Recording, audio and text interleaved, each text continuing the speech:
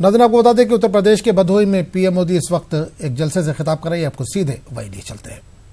समृद्ध राज्य का मुख्यमंत्री रह के आया हूं। 5 साल से आपने प्रधान सेवक के रूप में काम दिया है। 18 साल बहुत लंबा समय होता है। इस व्यक्ति के ऊपर एक दाग लगा है क्या? एक दाग लगा है क्या? कहीं मेरे संपत्ति की चर्चा हो रही है क्या? मेरे कोई फार्म हाउस की चर्चा हो रही है क्या? विदेश में मेरे कोई बंगले की चर्चा हो रही है क्या? मैंने अपने परिवार के लिए कुछ किया हो, चर्चा हो रही है क्या? मेरे भाई भतीजों को बड़ा किया, ऐसी कोई चर्चा हो रही है क्या? देश को इससे सिवा क्या चाहिए भाई?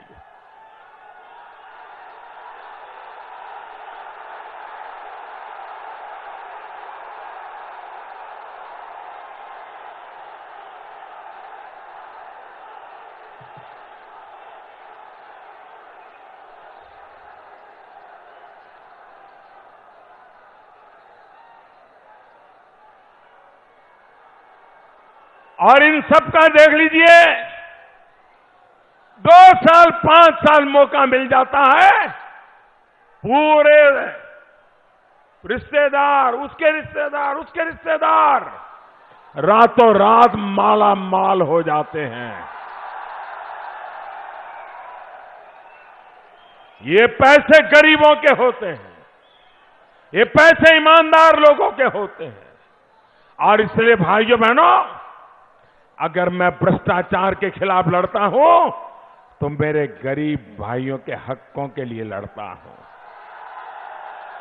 अगर मैं भ्रष्टाचार के खिलाफ लड़ता हूं तो मैं देश के ईमानदारों के सामने एक दीवार बन के उनकी मदद करने के लिए खड़ा होता हूं। भाइयों,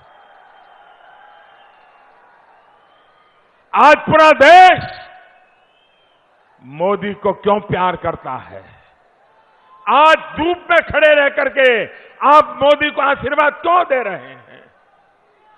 भाइयों बहनों, देश जिस ईमानदारी की तलाश में था, देश जिस समर्पण की तलाश में था, मोदी ने देश की इस भावना को समझा है और उसको जीने के लिए अपना जीवन लगाया है। और इसलिए भाइयों बहनों,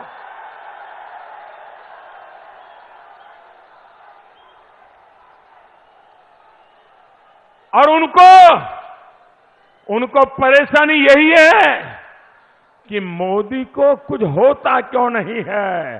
अरे मोदी को कुछ नहीं होगा, ये 130 करोड़ देशवासी दीवार बन के खड़े हैं।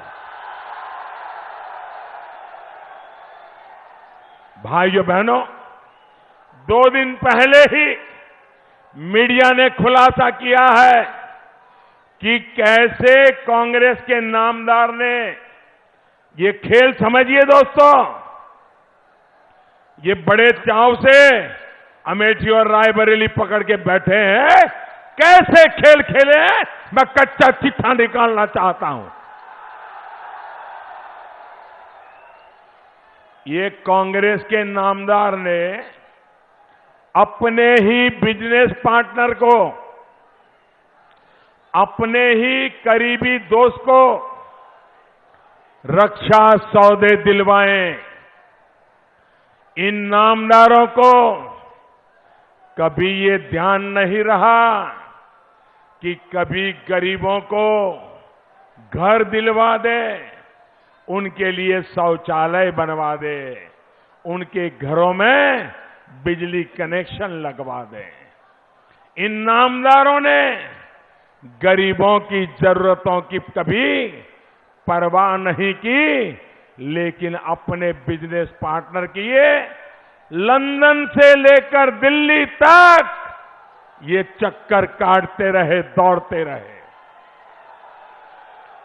अब इसलिए ही उनके अपने क्षेत्र के लोगों ने, उन्होंने वहां से भगाने पर मजबूर कर दिया है। साथियों, इन महामिलावटी लोगों ने सत्ता को हमेशा अपनी दौलत बढ़ाने का जरिया माना है, जबकि हमारे लिए सत्ता देश के लोगों की सेवा का माध्यम रही है। भाइयों और बहनों, जब इन्हें सत्ता मिलती है, ये उत्तर प्रदेश का एम्बुलेंस घोटाला, एनआरएचएम घोटाला देते हैं। जब हमें सेवा का मौका मिलता है तो हम आयुष्मान भारत शुरू करते हैं, जन औषधि स्टोर खोलते हैं। जब इन्हें सत्ता मिलती है तो ये शहरों और इलाकों में जाति के हिसाब से बिजली सप्लाई करते हैं, भेदभाव करते हैं। जब हमें सेवा का मौका मिलता है तो हम सामान्य नागरिक को 24 घंटे बिजली देने का प्रयास करते हैं। अखिलेश यादव ने एक बयान में कहा कि अगला वजीर-ए-आजम अजीम इत्तेहाद से होगा और अगर कोई खातून वजीर-ए-आजम बने तो उन्हें खुशी होगी। अखिलेश यादव ने वाज़ेह इशारा दिया कि वो मायावती की हिमायत करेंगे और वजीर-ए-आजम के ओहदे के लिए मायावती को सामने लाएंगे। अखिलेश यादव ने कहा कि आवाम को तय करना है कि अगला वजीर-ए-आजम कौन होगा। देखिए, प्रधानमंत्री जी की भाषा इसलिए बदल गई है कि पिछले हर चरण में भारतीय जनता पार्टी पीछे चली गई और भारतीय जनता पार्टी के पर रास्ता नहीं दिखाई दे रहा है। ना विकास की बात कर रहे हैं, ना खुशहाली की बात कर रहे हैं, ना किसान की आय की बात कर रहे हैं। ये मालूम पड़ रहा है कि प्रधानमंत्री जी केवल लोगों को गुमराह करना चाहते हैं और उनकी भारतीय जनता पार्टी की जानकारी के लिए बता दें कि सपा और बसपा मिलकर के फैसला लेंगे आने वाले समय में कौन सी नई सरकार बने, देश का कौन नया प्रधानमंत्री बने, उसके लिए भी सपा बसपा आरएलडी मिलकर के फैसला लेंगे। ये जनता को गुमराह न करें। ये प्रधानमंत्री ऐसे हैं जो 180 डिग्री प्रधानमंत्री हैं, जो कहते हैं उसके जस्ट उल्टा काम करते हैं। इन्होंने कहा किसानों की आय हम बढ़ा देंगे, दोगुनी आय खत्म कर दी। प्रधानमंत्री जी ने, भारतीय जनता पार्टी ने कहा कि 2 करोड़ नौकरी देंगे, 2 करोड़ों नौकरी छीन ली। लखनऊ में मायावती ने मीडिया से खिताब किया। इन्होंने कहा कि अजीम इत्तेहाद से मोदी के पेट में दर्द हो रहा है, इसलिए अजीम इत्तेहाद को तोड़ने की कोशिश हो रही है। मायावती ने कहा कि बीजेपी अजीम इत्तेहाद में फूट डालकर इख्तिदार की कुर्सी हासिल करना चाहती है, हालांकि इनकी कोशिशें कामयाब नहीं होंगी। इन्होंने कहा कि एसपी और बीएसपी के इत्तेहाद को कोई तोड़ नहीं सकता और अवाम बीजेपी के हर ड्रामे को समझती है।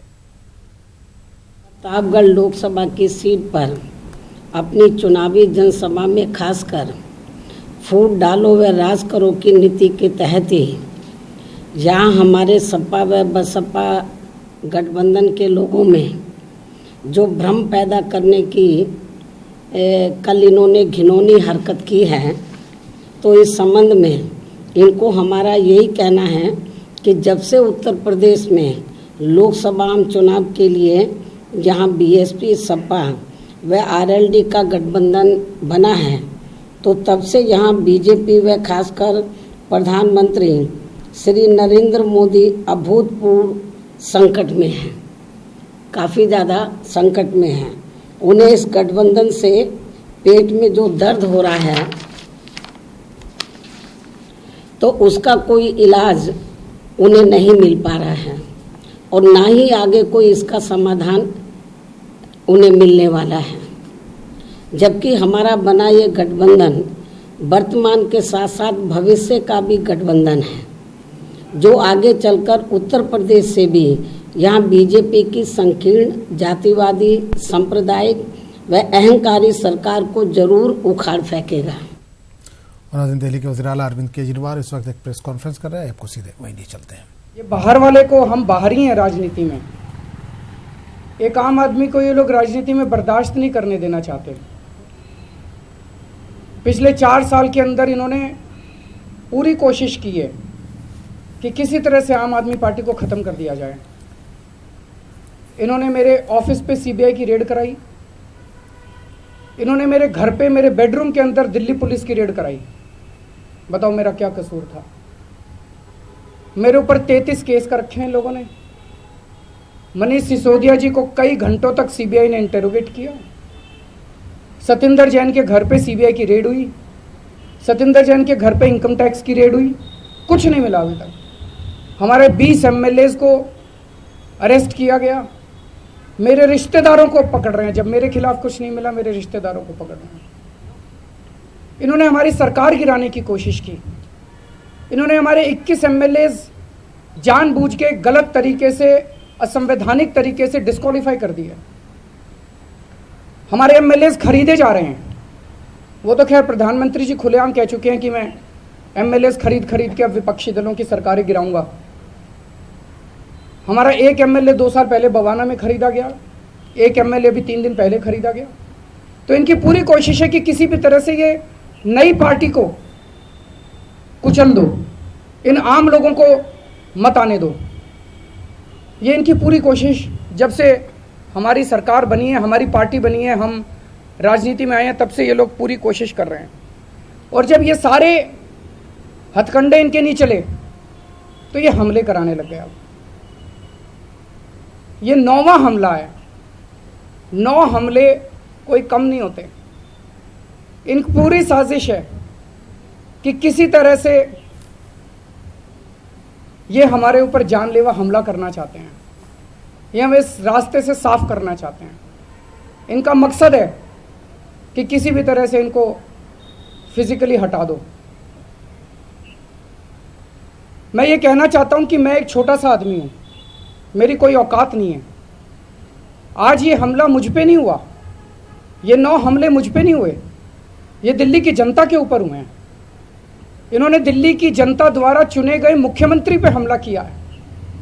आज अगर मैं एक आम जिंदगी जी रहा होता तो मेरे पे हमला नहीं कराते ये लोग। इन्होंने दिल्ली की जनता का अपमान किया है, दिल्ली की जनता के ऊपर हमला किया है, और दिल्ली की जनता ये बर्दाश्त नहीं करेगी।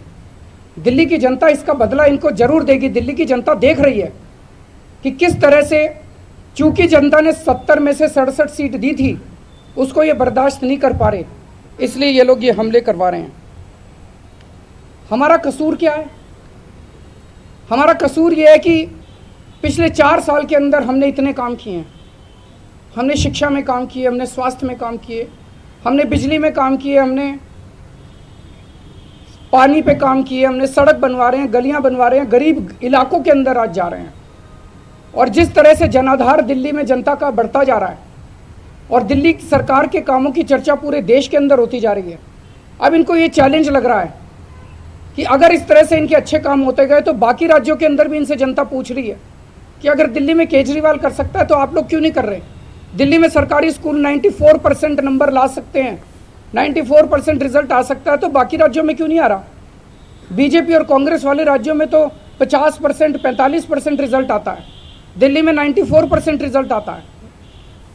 सबसे बड़ा हमारा कसूर है हमारा काम। ये काम बर्दाश्त नहीं कर पा रहे। मैं एक छोटा सा आदमी हूं, मेरी कोई औकात नहीं है।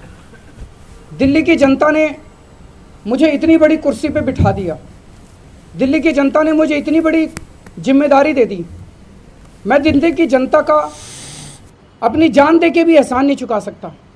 रात दिन 24 घंटे उनके काम के लिए लगा हुआ हूँ। पर मैं दिल्ली की जनता को ये भरोसा दिलाना चाहता हूँ कि इनके हमलों से मैं डरा नहीं हूँ। इनका हर हमला मेरे को और मजबूत करता है। दिल्ली की जनता बिल्कुल चिंता ना करे, ये काम जारी रहेगा और मेरा शरीर का खून का एक एक कतरा दिल्ली और देश के लोगों के लिए हमेशा समर्पित रहेगा। मेरी आखिरी सांस देश के लिए समर्पित रहेगी। इन हमलों से ये हमारा ना तो आवाज़ बंद कर सकते और ना ही ये हमारा साहस खत्म कर सकते। अब प्रश्न उठता है, ये कल वाला हमला क्यों कराया गया? जो हमलावर है उसकी पत्नी ने एक स्टेटमेंट दिया है। उसने कहा है कि उनके पति बहुत बड़े मोदी भक्त थे और वो ये बर्दाश्त नहीं कर सकते थे कि कोई भी मोदी जी के खिलाफ बोले। वो केजरीवाल से नफरत करते थे। तो एक चीज साफ साबित है कि मैसेज ये देने की कोशिश की जा रही है इस हमलावर के जरिए। इस हमलावर को इसलिए भेजा गया, मैसेज ये देने की कोशिश की जा रही है कि मोदी जी के खिलाफ जो भी बोलेगा इस देश के अंदर उसको बख्शा नहीं जाएगा, चाहे वो कोई मुख्यमंत्री क्यों ना हो। पूरे देश के अंदर ये मैसेज देने की कोशिश की जा रही है कि मोदी जी के खिलाफ बोलने की जरूरत मत करना। जितने मॉब लिंचिंग के इंसिडेंट्स हुए उनमें भी कई सारे ऐसे इंसिडेंट्स हैं जिसमें उन शख्सों ने मोदी जी के खिलाफ बोलने की जरूरत की थी। आज इस देश के अंदर फेसबुक पे अगर कोई लिख देता है मोदी जी के खिलाफ, उसके खिलाफ फर्जी केस कर दिए जाते हैं। और आज एक मुख्यमंत्री के ऊपर हमला इसलिए किया गया क्योंकि वो देश के खिलाफ जो भी नीतियां होती हैं, देश के खिलाफ जो भी चीजें की जाती हैं, उनके खिलाफ हम आवाज उठाते हैं। हमारी आवाज को दबाने की ये कोशिश की गई है। लेकिन मुझे, और यही एक तानाशाह का निशान है, यही एक तानाशाह का कैरेक्टर है, एक डिक्टेटर का कैरेक्टर है। राहुल गांधी ने ट्वीट के जरिए वजीर-आजम मोदी के उस इल्जाम का जवाब दिया जिसमें उन्होंने राहुल के वालिद यानी राजीव गांधी के बदउनवान नंबर 1 होने की बात कही थी। अपने जवाब में बाज़ाब्ता मोदी से मुखातिब होते हुए राहुल ने लिखा है कि लड़ाई खत्म हो गई है और आप अपने किए का फल भुगतेंगे। राहुल ने मजीद लिखा है कि जो लोग मनफी सोच रखते हैं वो मेरे वालिद के बारे में क्या कहेंगे। साथ ही राहुल ने वजीर-आजम को ढेर सारा प्यार भेजा है।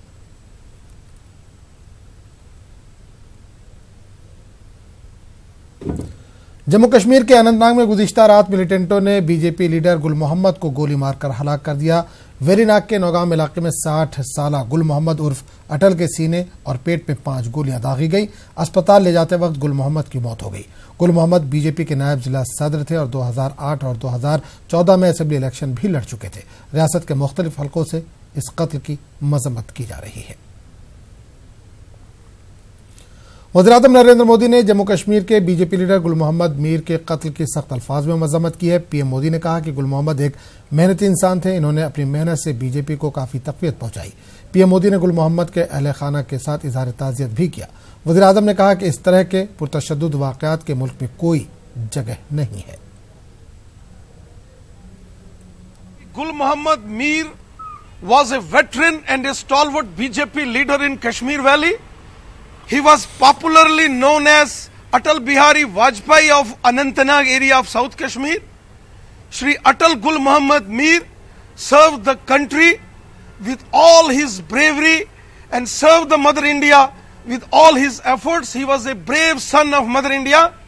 The cowardice act of Pakistani terrorists last night, in a dark night, they targeted Shri Atal Gul Mohammad Mir and he attained the martyrdom.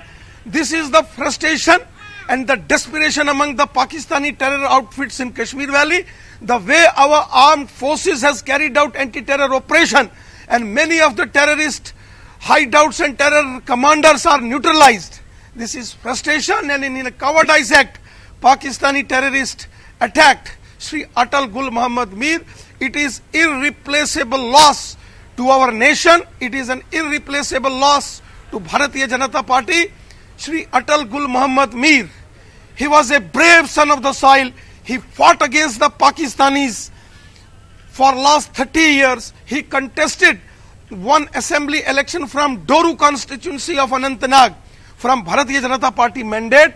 सबसे पहले मैं उसकी निंदा करता हूं। आज भी घाटी में काफी आतंकी तर्क हैं। उनके घर में घुस करके उनको मारा गया, कार की चाबी मांगी गई, उसके बाद पीछे से गोली चलाई गई। पहले भी हम प्रशासन के ध्यान में ला चुके हैं कि भारतीय जनता पार्टी के जो नेता हैं उनकी सुरक्षा जो व्यवस्था है उसको ठीक किया जाए, लेकिन अभी भी कुछ कमियां बाकी हैं। भारतीय जनता पार्टी की सरकार का ये मानना है कि आतंकवाद पर हमारी जीरो टॉलरेंस होगी और इसको बख्शा नहीं जाएगा। जो ऑपरेशन लगातार चल रहा है उसको अंजाम तक पहुंचाया जाएगा और आने वाला वक्त वो आएगा। आज उनकी शहादत को मैं सलाम करता हूं। बड़े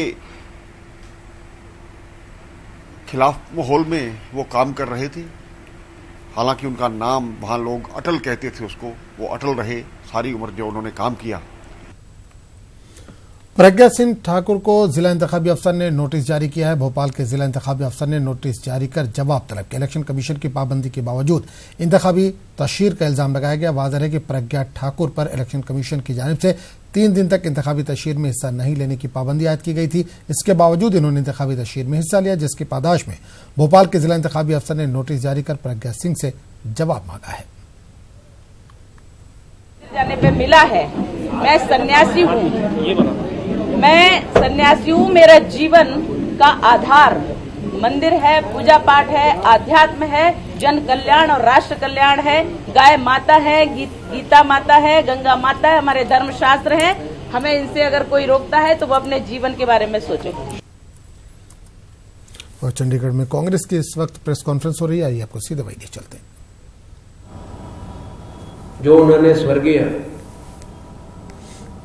राजीव गांधी जी के बारे में कहे वो स्वीकार्य नहीं है।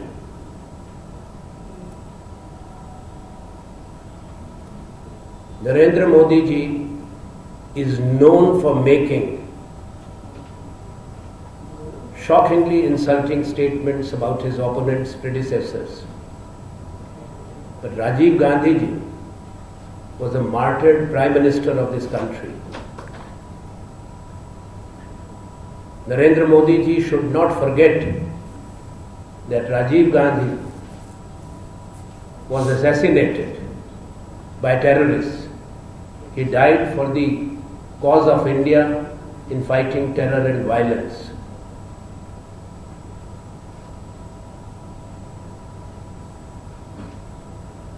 Narendra Modi ji will go down in history as the only Prime Minister since India's independence who has dragged the political discourse to a gutter level. And I would like to tell him that history does not forgive those who insult the shaheeds or the martyrs of the country. अगर मैं कहूं भी तब भी नरेंद्र मोदी जी माफी मांगेंगे नहीं, क्योंकि उनमें कोई ना वो अपने पद की गरिमा को समझते हैं, ना मर्यादा को समझते हैं, और अगर उनका झूठ बार बार पकड़ा जाए उनको किसी भी तरह की शर्म नहीं।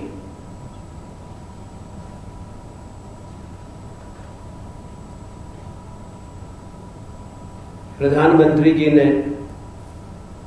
और बीजेपी ने 5 साल पहले जो वायदे किए थे उसका जिक्र जरूरी है। 2 करोड़ रोजगार का वायदा, आप सबको मालूम, 10 करोड़ रोजगार पैदा होना था। किसानों को उनके फसल की जो लागत है उसकी दुगनी कीमत देने का वायदा किया था। उनकी आमदनी दुगने का वायदा करने का सरकार अभी भी कहती है, प्रधानमंत्री कहते हैं, पर 5 साल में वो एमएसपी में कुछ नहीं दिखा। पूरे हिंदुस्तान के अंदर किसानों के आंदोलन हुए, आत्महत्याएं हुई। उन्होंने काले धन का एक बहुत बड़ा आंकड़ा दिया था और तमाम हिंदुस्तान के लोगों के बैंक के खाते में 15 लाख जमा करने की बात की।